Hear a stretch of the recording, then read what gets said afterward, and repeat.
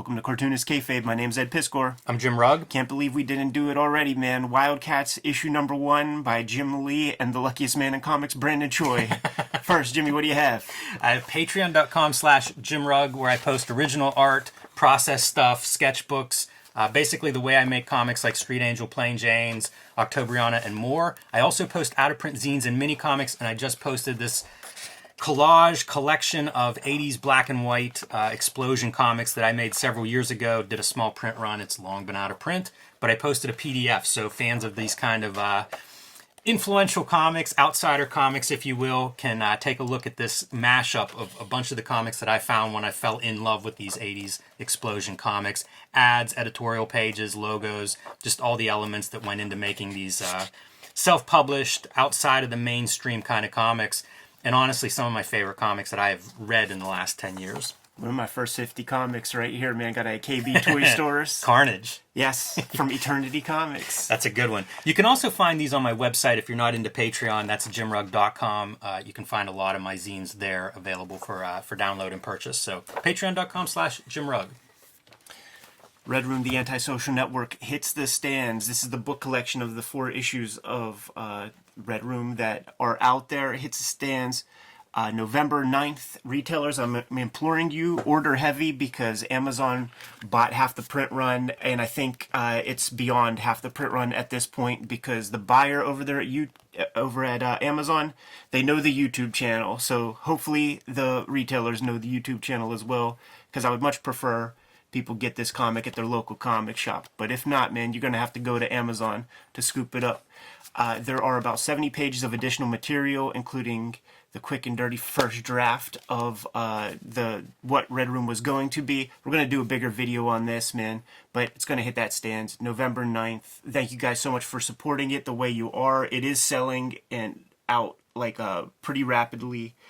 And for those who want more Red Room in their lives, man, go to my Patreon, patreon.com/EdPiscor. $3 for the archive there. And I am serializing the next round of comics. All this and more at my link tree in the description below this video. Jim, we took a look at Savage Dragon 1. We took a look at Spawn number 1. We took a look at 2 Savage Dragon number 1s now that I think about it, man. But we didn't bust out this sort of... we didn't bust out WildC.A.T.s number 1. Jim Lee, the guy who everybody adored at this time. Let's see what the heck he would do without editorial interference. Creative freedom. Creative freedom. And all of his wild ideas can run free here in the pages of WildC.A.T.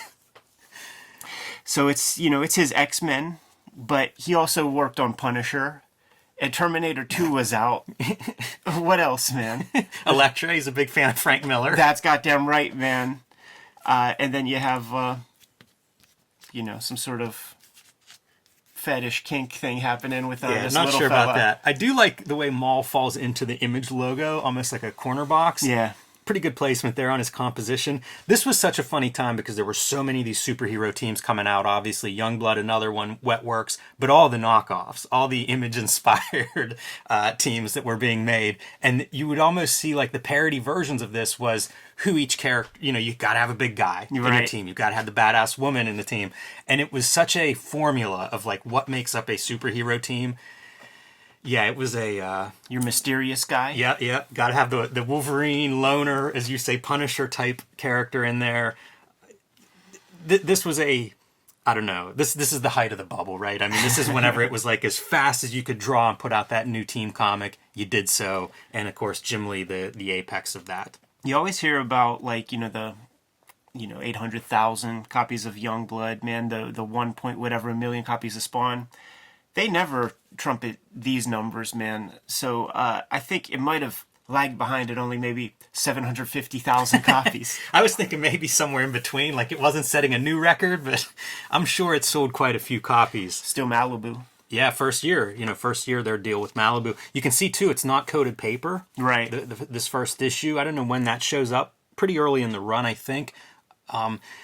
I'll say this, I don't love this comic. It's not too memorable, but it does look like Jim Lee is really going for it. Like you're getting, many of these pages, like 8 panels a page, 7 panels a page, where he's got a lot of ideas that he's trying to get down in this first book. Yes, he's coming from that X-Men space that had this long established history, and Chris Claremont was working on that and really developed a knowledge and a love of these characters over the course of 17 years.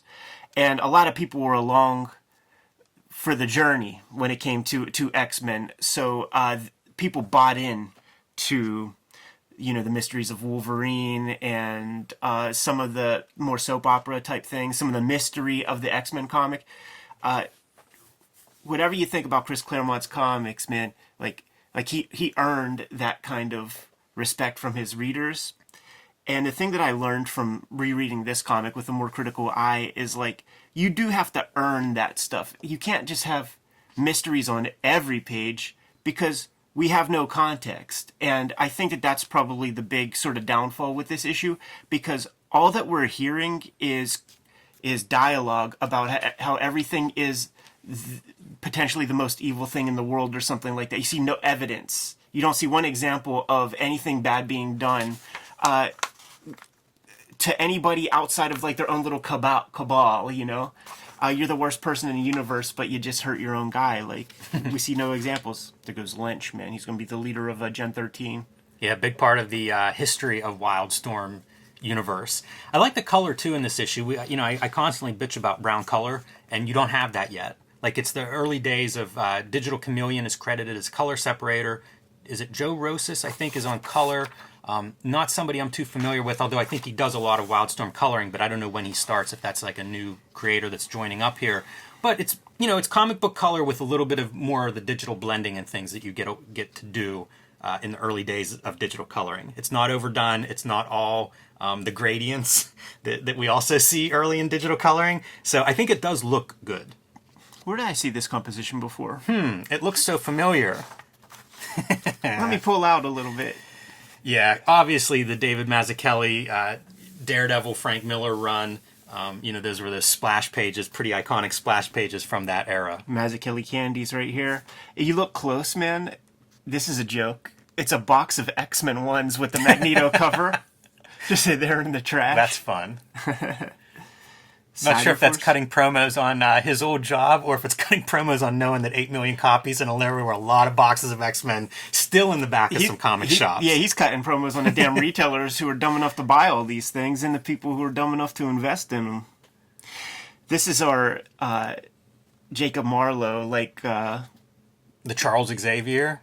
Sure. And he's supposed to be a little person, but that ain't a little person right there.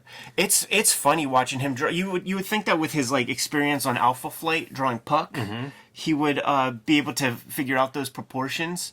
But we're going to see some, like, you know, normal heighted man-sized arms on some little stub legs in a minute. Sometimes I think it works really well, and sometimes it is all over the map.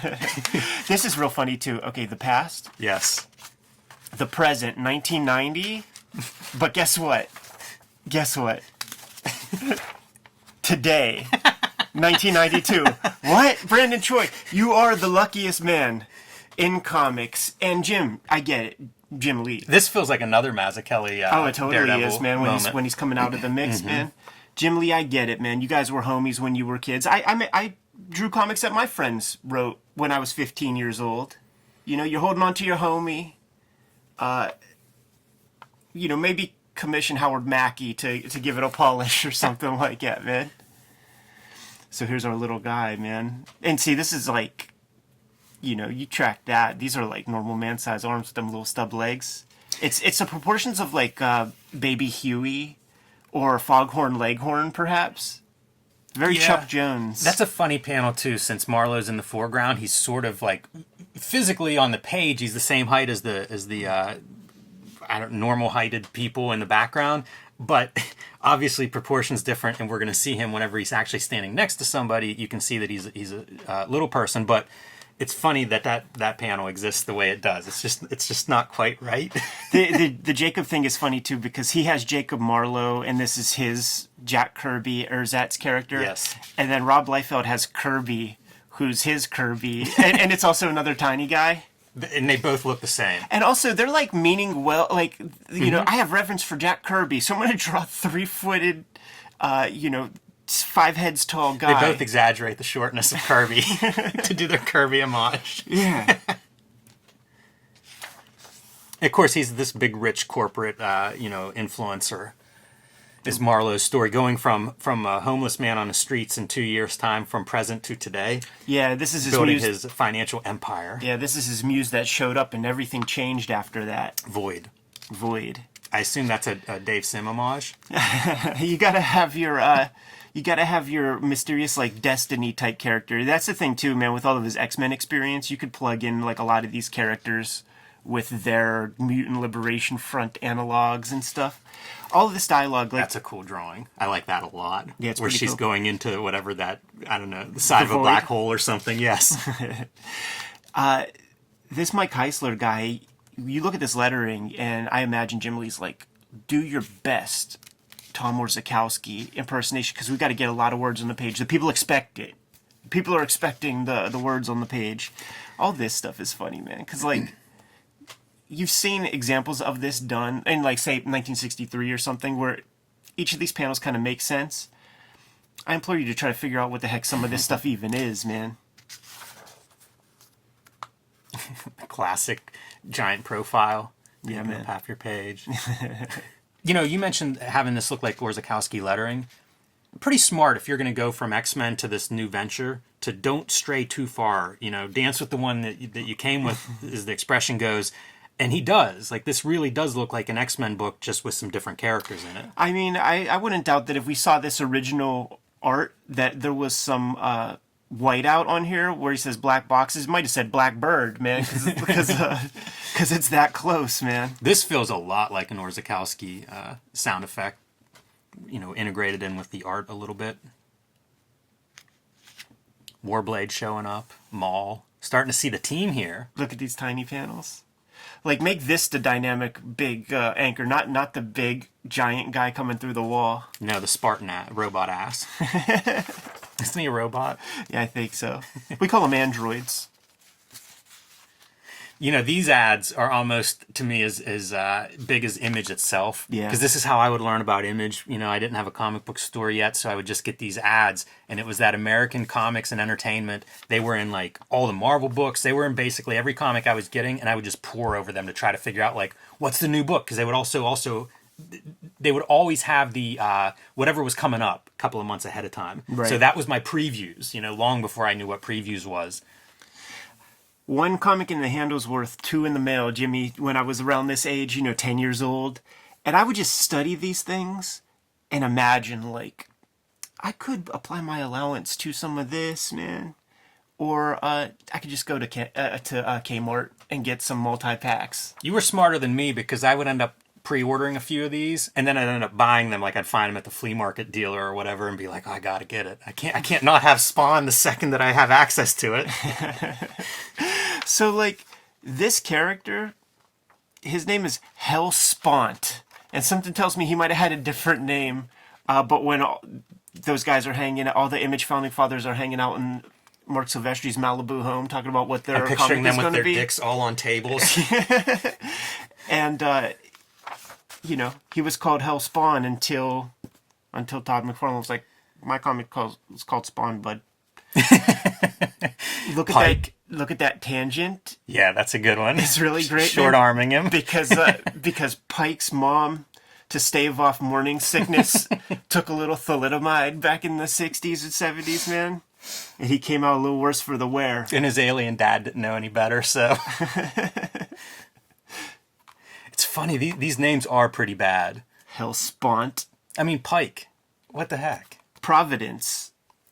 Mall. It's you're giving yourself to Bill Mouse to do those parody comics. It's shopping mall, you know, like it's terrible. You know, I honestly feel like I could, like, reverse engineer it, and I think they just had a thesaurus nearby, man, and we're like, fierce. Let me look at the thesaurus. You and Jim McLaughlin at Wizard. I think that was a popular theory on these, how they came up with their names. Too many superhero characters when you can't get cool names for them.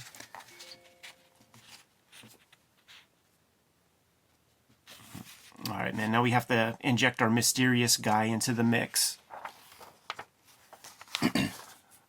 He's half Spicoli and half Wolverine. Yes, and he's like looking all around, like I know there's somebody here who's going to be important. You know, she has the, and it's almost like Cerebro type attraction that's bringing him here.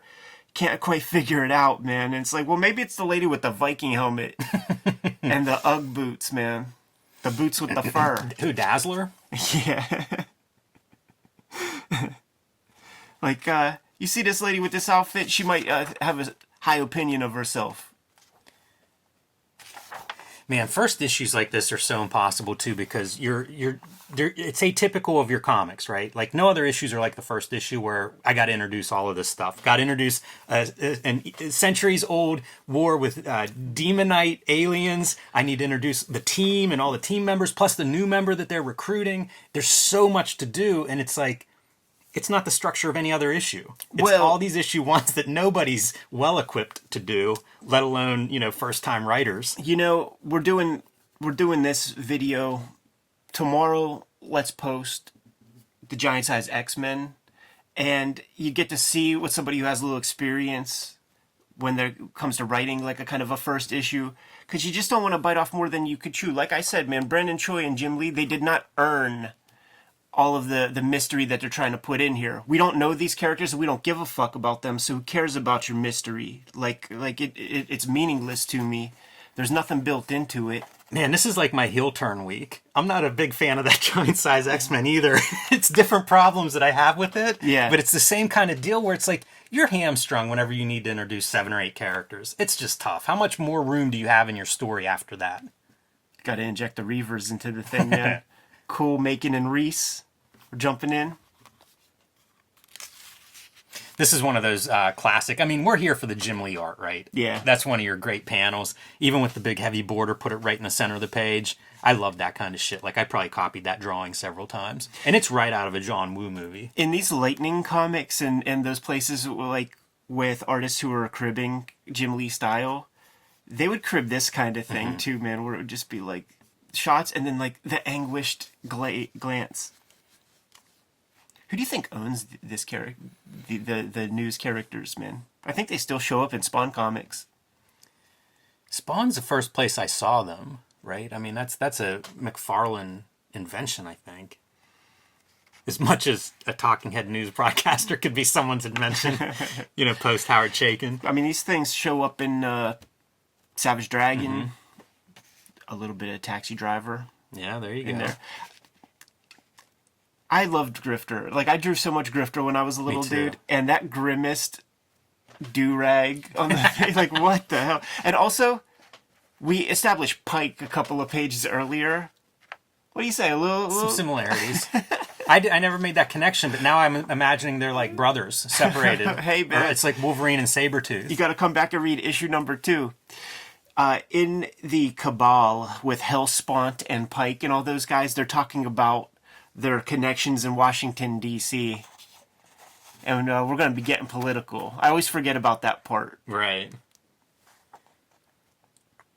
And it's almost like you've split Wolverine in two. So you get the Warblade Claw guy, and then you get the mystery grifter guy. The mystery man, the cowboy rolling in with no name from the West. They super lightly touch upon it in here when they first show Maul, but I think if you read back matter and interviews and stuff. Oh, I know Maul's superpowers from all those interviews. Can you explain?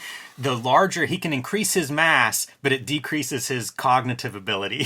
So as he gets bigger, he gets more stupid. It's kind of the Hulk, kind of. Yeah, it makes sense. Also, it actually sort of made a lot of sense reading this as a little kid in middle school when everybody's hitting their growth spurt, and there are very immature boys who could really hurt you, man. One of my favorite looking characters from all of these is what's his name with the three? I love Stryker. Stryker. The asymmetry of the 3 arms on one side. I really like that design. Yeah, pretty cool. And at this point, I was a bigger Silvestri fan than a Jim Lee fan, so I was pretty pumped for. I was on board with this ad. Yeah, that's cool, man. This was definitely like the bastard son of Image Comics to me. Like I really didn't mess with Top Cow or anything until much later. Yes, Silvestri at the time, I feel like was definitely a second fiddle to like the top echelon of the Image guys, and you know he turned out to be his studio very successful. Yeah. But I was always so mad that it felt like he was the second tier because in my mind it's like no, he should be up there. He's better than this guy. He's better than that guy. His X-Men was incredible to loved me, it. but I think what was disappointing to me was just him starting to move into that like Jim Lee kind like Yep. this ain't natural to him. You know, you could find amazing Mark Silvestri comics, and he was my favorite X-Men guy growing up. But then he starts to adopt that shit that sells, like this kind of stuff. Did he move into studio with them for a Yeah. little bit of time? He was, I think, in that studio with Homage Jim Lee Studios. and I guess Will Portacio, Scott Williams, maybe. Yeah. And it seems like that's the direction he went, and why not? Like he's a smart guy that's obviously sort of rolled with the way the industry evolved, and I think he looked and went, "Oh, the Jim Lee Scott Williams style is number one. Let's put it. Let's get that kind of pen nib inking on my stuff." Establish a guy with the gun. The Reaver has gun to Jacob Marlowe's head, and then Some kind of crazy looking knife weapon blade going through his head. Love that violence. And this is how you introduce the badass. Yes. Zealot. Do you prefer Zealot with the ponytail or the short hair? I guess I'll go with the short hair. The original Zealot. That's fair. I'll stick with this one. I like that intro. That's pretty good stuff that you throw a knife through someone's head and then you get a 2-page spread. Yeah.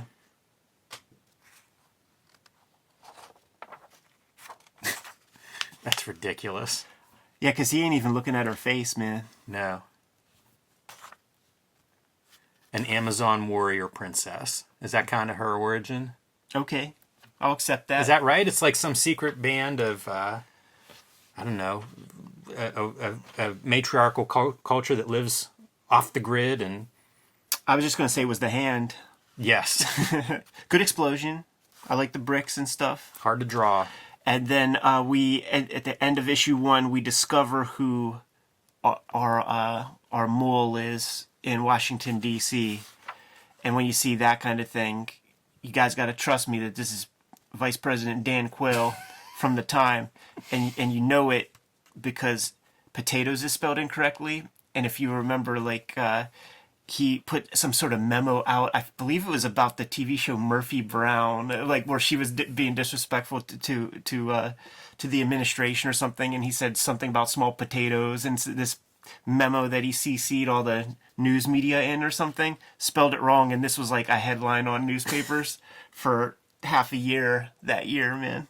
For some reason, I still remember that shit. Look at the next issue title. Shoots and Ladders, Questions and Answers. Wow. Something tells me we're not going to get very many answers. No. But probably more than the Shoots and Ladders. Coming in November. But you Like see... November 94. Exactly, man. You don't see the year, so they probably ain't lying. And then, of course, man, how cool is it, man, that we live in a world now where you can just go on YouTube and watch this stuff? Smart, though. This is your smart move. This is also how things are sold today, right? Like I'm selling whatever my new comic is, and then you have everything else that's in print posted in that book. 8Ball was selling this way. You know, it'd be like the back catalog of the artist who owned the book. This was your standard operating procedure for creator-owned books.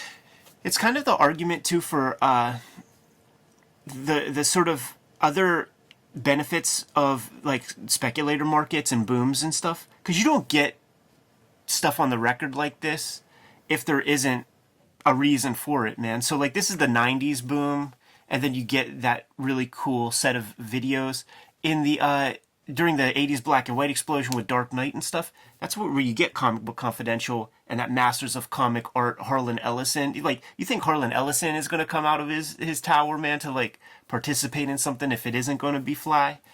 And those are all results of comics popularity hitting like a critical mass for like these tiny blips. It's just that the creatives involved like will kind of exploit it for the short term as much as possible. A second American Entertainment. Yeah, man. X-Men 14. So Jim Lee is firmly in the Image camp now, because there would be like late issues, issue 10, issue 11 of X-Men, where it would have this kind of ad. and it would have a piece for Wildcats in the same comic that Jim Lee drew for Marvel with a lot of RT Bear finishes on it and stuff.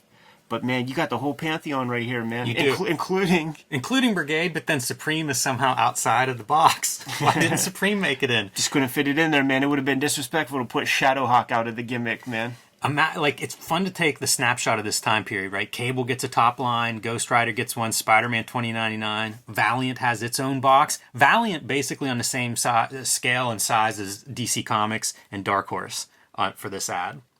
Yeah, that's fascinating, man. Because these ads are telling you where the money's at. It is. At this time period. Valiant, it's a lot of image. They did some stuff, you know, like that kind of like the Nintendo stuff and the WWF comics. They transcended direct market or anything. They were at the grocery store. Yeah, smart moves. I'm trying to think if this is around Unity time. Probably maybe around their peak in some ways, although they probably sold much better after that. But I feel like creatively that was like Valiant's big "we've arrived" moment. Man, issue 5 of Spawn already in the mix. Well, they're collecting money for it already. Yeah. There it is, man. Wildcats issue number 1. Because the people demanded it. This is what happens when you build your channel. The cornerstones of your channel, Wizard Magazine. You got to do an episode on Wildcats. You do. And we did. You're right. I'm trying to compare it in my head now to like Giant Size X-Men 1. I feel like we should start doing these versus videos where it'd be like Wildcats 1 versus Giant Size X-Men. Yeah, it's a funny week for reading for all those reasons. I feel like this isn't a bad comic. If you think of, I'm pretty critical of Jim Lee's output, and I would put this in his positive and on the plus side of the list of his output. Yeah, what else is there, Jimmy? Uncanny X-Men, probably some Punisher War Journals, especially the Wolverine crossover. Man. Kayfabers, like, follow, subscribe to the YouTube channel, hit the bell, we'll notify you when new vids are available. What's out there, Jimmy? Join me on patreon.com/JimRugg, where you can download out-of-print zines and mini comics like the black and white Explosion zine that I made. You can also see a lot of my original art, scripts, process, how I make the comics I make, like Street Angel, Plain Janes, Octobriana, and much more at patreon.com/JimRugg. Red Room, the Antisocial Network, trade paperback hitting the stands November 9th.